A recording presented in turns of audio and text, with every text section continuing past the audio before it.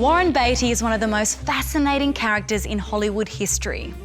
Well known for his character Clyde in Bonnie and Clyde, he quickly realised that his talent went far beyond acting. Cut. Becoming an award-winning director and writer, producing and starring in many of the most ambitious and influential films from the 1960s to the 1990s. His incredible talent was honoured with the prestigious Lifetime Achievement Award from the American Film Institute.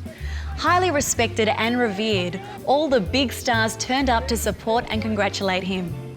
Joining past recipients like Jack Nicholson and George Lucas put Warren in the ranks of Hollywood's elite of elite. Warren's mother was a drama teacher, and so Warren and his older sister, Shirley MacLaine, were groomed to be successful and achieve in the entertainment business from a very early age. Warren dropped out of university to study acting under the legendary Stella Adler. Quickly, his career took off, landing roles on television, on the Broadway stage, and in films. But it was 1967's Bonnie and Clyde that elevated him to Hollywood star status.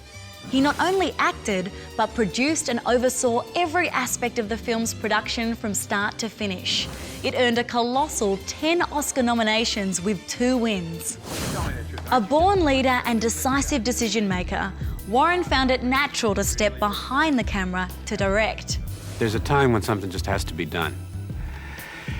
And usually if I'm very interested in something, it's kind of personal and nobody really gets it except me. And so the time that I would take trying to get somebody to come in and do it, I'm better off just to go ahead and do it. And I always have then one person at least who knows what I mean. And that's the leading man. During the 70s, he starred in, produced and directed some of the most important films in Hollywood history. McCabe and Mrs. Miller, Shampoo and Heaven Can Wait. Then Warren started the 80s with the hugely ambitious Reds, for which he finally won the Best Director Oscar. This accolade found him in the company of Orson Welles as one of the only filmmakers to earn Academy Award nominations for acting, writing, producing and directing in the same year. But unlike Welles, Warren Beatty did it twice. So impressive. Off-screen, Warren's good looks, charm and quick wit made for a smooth operating womanizer.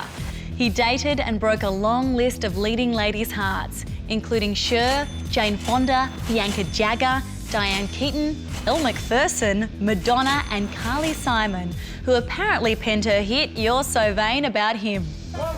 With his cheeky charm, he reportedly said charity is taking an ugly girl to lunch. And when asked why he hadn't married, he apparently replied, just because you need a quart of milk doesn't mean you have to go out and buy a whole cow. But despite these interesting views, fans just can't get enough of him. How does it feel to come out for your premiere and have hundreds of photographers screaming your name? It's very nice. Is this Thank something you. that you'll ever get used to in your life? Is it? I don't know. Yeah. On the set of Bugsy, surprise, surprise, he started dating his co-star, Annette Bening. But this time, things were different.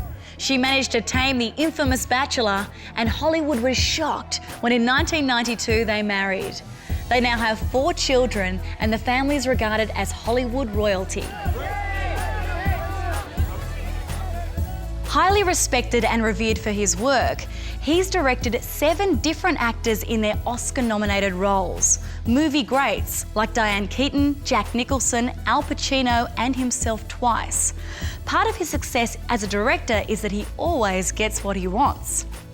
I truly like to work with Warren. I've worked with many directors, you know, a lot of them. And Warren is one of the best, with Sidney Lumet, John Ford, all of them. But Warren gets what he wants, and he won't drop something. If he's on the track of getting something and it's not coming, he'll stay with it till it's there. Warren knew that the success of the epic smash hit Reds would be hard to follow, so he was absent from the industry for almost the entire 80s. When he finally returned to filmmaking, he produced and starred in Ishtar. The results were unexpectedly disastrous. Yep, the film's regarded as one of the biggest flops of all time. Never one to give up, he got back on top, directing, producing and starring in Dick Tracy. Warren signed an impressive cast of stars: Al Pacino, Dustin Hoffman and music superstar Madonna, who he started dating and which proved to be juicy tabloid fodder. It was almost a decade later till he took on his next directing role with the critically acclaimed political satire Bulworth. He not only directed it and starred in it, but he also co-wrote and co-produced it. Politically minded and realising his days on the big screen were numbered, he used the film to voice his liberalist political views. Underneath the jokes, that's what it's about, is race and class.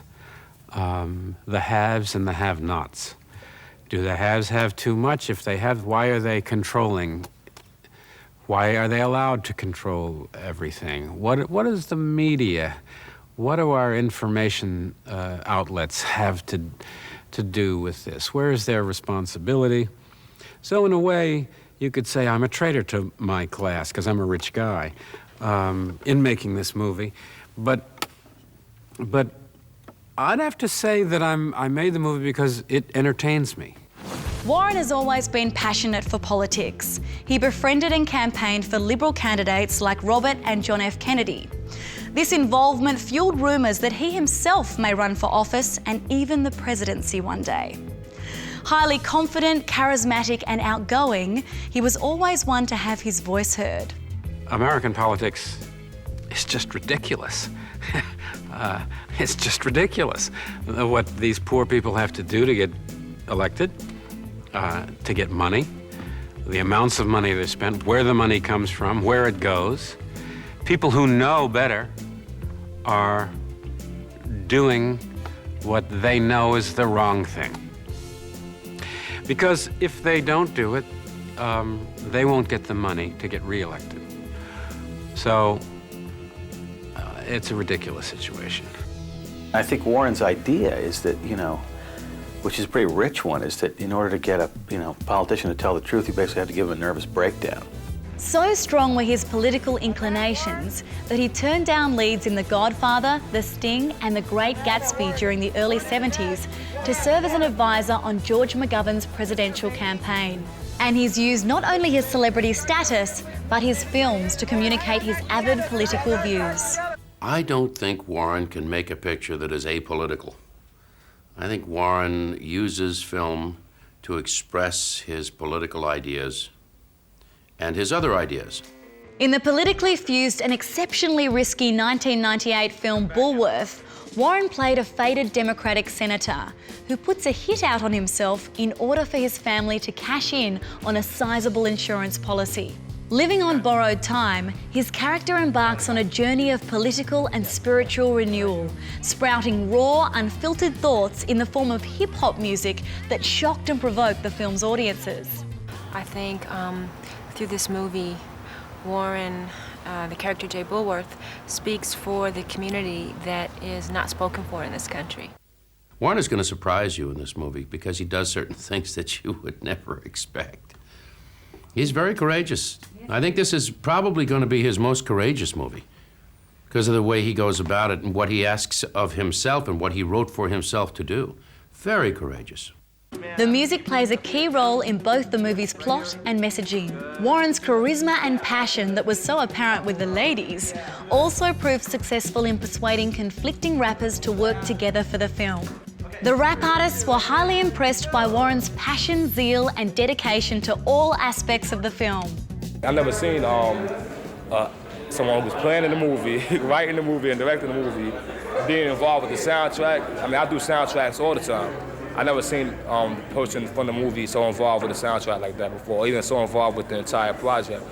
I gotta give it to Mr. Beatty. I gotta give it to how, we're all from totally different places, you know what I'm saying? Yet we're all together, in unison to make this number one, the soundtrack. We're doing a soundtrack together, we've done a movie together, and now we're doing like videos together.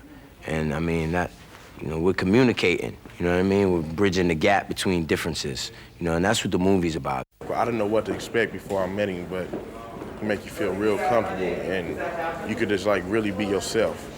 You know what I'm saying? He involved with Hollywood a lot, but he ain't Hollywood, you know what I'm saying? He real down to earth.